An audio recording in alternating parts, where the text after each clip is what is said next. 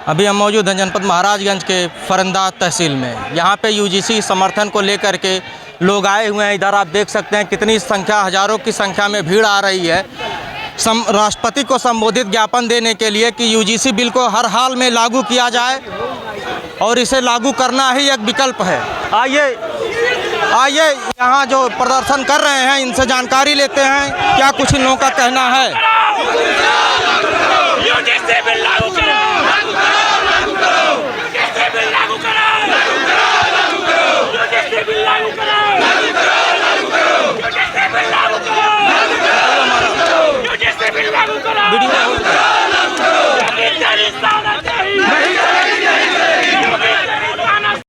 के समर्थन में हम लोग यहाँ आए हुए हैं। हम कुछ लोग जो है इसके विरोध में हैं, तो हम लोग सरकार के पक्ष में है। यूजीसी के जो है यूजीसी पास किया जाए और सभी युवा मिलकर हम लोग रोड के पैदल मार्च के माध्यम से हम लोग एसडीएम साहब को ज्ञापन प्रस्तुत करने आए हैं, लेकिन पुलिस वाले कोई भी सहयोग नहीं है हम लोगों का, और अभी तक हम लोगों के पास कोई ज्ञापन लेने नहीं आया। और ये हमारी जब तक मांगे नहीं पूरी होगी तो लगातार आंदोलन जारी रहेगा।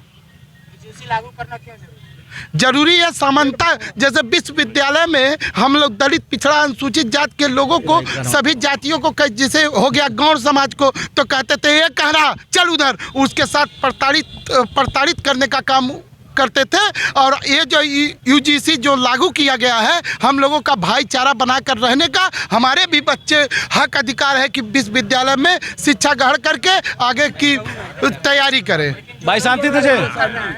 वो लोग इसका विरोध कर रहे हैं, वो लोग कह रहे हैं कि जातिवाद भेदभाव और इससे ज्यादा बढ़ जाएगा। नहीं, जातिवाद भेदभाव वो लोग तो पहले से कर रहे हैं। जो हमारे ऊपर अत्याचार करते थे वही लोग आज इसका विरोध कर रहे हैं।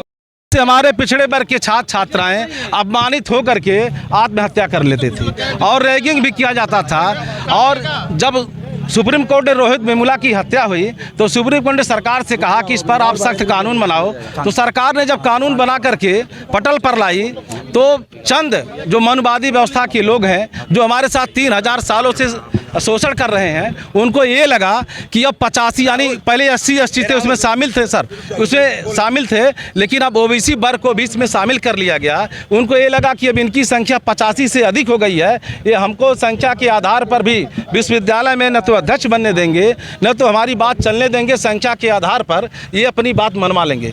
इसलिए उन्होंने इसका सुप्रीम कोर्ट के माध्यम से जो कॉलेजियम सिस्टम के लोग बैठे हुए हैं, उन्हीं समाज के लोग, स्टे लाने का काम किए। अगर सुप्रीम कोर्ट ने स्टे दिया है तो भी स्वागत है, लेकिन मैं सरकार से आग्रह करना चाहता हूं कि बाबा साहब अम्बेडकर ने हमको 1 वोट का अधिकार दिया था। हमारे बहुजन समाज के लोगों 85% वोट है। अगर सरकार हमारी बात नहीं मानती है तो प्रदेश की और केंद्र की दोनों सरकार को हम तख्ता पलट करने के लिए अगली चुनाव में तैयार हैं। बहुजन समाज हमारा एक है, इसलिए सरकार को चाहिए कि मेरी बात को माने और उस यूजीसी बिल के समर्थन में आप सड़कों पर उतरे हैं। क्या आप लोगों की मांगे हैं?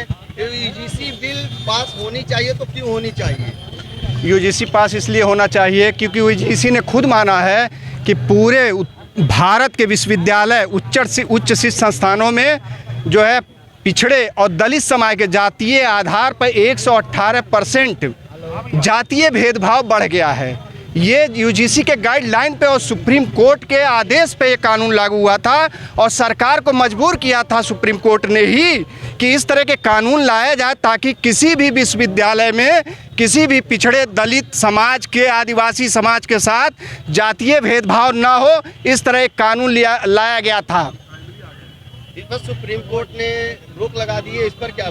सुप्रीम कोर्ट ने रोक लगाया, मैं माननीय सुप्रीम कोर्ट का सम्मान करता हूं, लेकिन वही सुप्रीम कोर्ट ये भी हमें अधिकार देती है कि अगर मुझे किसी फैसले या निर्णय से संतुष्टि नहीं है तो मैं असहमति जता सकता हूं। और आज मैं पूरे होश हवास में डॉक्टर राजेश यादव और जितने साथी यहाँ पे, जितने भी बहुजन समाज के लोग हैं, मैं इस स्टे न्यायपालिका के खिलाफ ये जो फैसला दिया गया है यूजीसी बिल के, मैं अपनी असहमति व्यक्त करता हूं। और जहां तक न्यायालय ने क्या कहा कि ये न्याय संगत बराबरी के सिद्धांत के साथ भेदभाव है, नज़रअंदाज किया गया है। आप बताओ, न्यायपालिका में जो है बराबरी का सिद्धांत चल रहा है, जहां 80 से 90% जज उनके हैं, अब मीडिया में 90% उनके हैं, पूरे भारत में 45 केंद्रीय विश्वविद्यालय थे, 38 सवर्ण समाज के हैं, 5 ओबीसी हैं और 1 एससी 1 एसटी, यानी पूरे वाइस चांसलर जो हैं 85% वाइस चांसलर सवर्ण बिरादरी के हैं, जिनकी आबादी 15% है,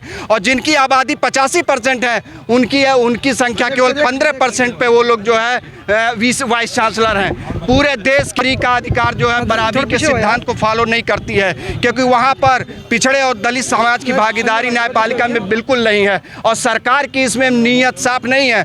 सरकार की नीयत साफ नहीं थी। सुप्रीम कोर्ट में सरकार की तरफ से किसी ने बहस नहीं किया मजबूती से, यूजीसी के तरफ से कोई स्टैंड नहीं लिया, इसलिए रवैया और इतिहास गवा रहा है। आज़ादी के बाद से पिछड़े और दलितों के खिलाफ अक्सर फैसले जो है सुप्रीम कोर्ट देती आ रही है, चाहे वो मंडल कमीशन हो, चाहे SC ST आयोग हो, चाहे जमींदारी उन्मूलन हो, चाहे भूमि सुधार हो, तमाम ऐसे कानून हैं जो रोकने का काम जो है सुप्रीम कोर्ट करती रही है। और न्यायपालिका पिछड़े और दलितों के खिलाफ स्टे देती है, और 90% मीडिया ये माहौल बनाती है कि पूरे देश में विरोध है। ये बताइए, ये विरोध नहीं है? 15% का विरोध आपको दिखता है, 85% का विरोध आप लोगों को नहीं दिखता है। ये पक्षपात रवैया है, हम लोग इसका घोर विरोध करते हैं और यूजीसी बिल का समर्थन करते हैं।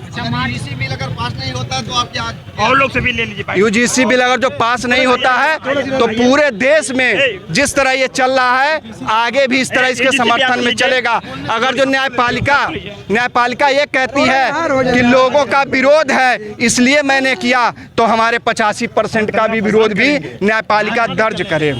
हमसे लीजिए भाई, बैठ।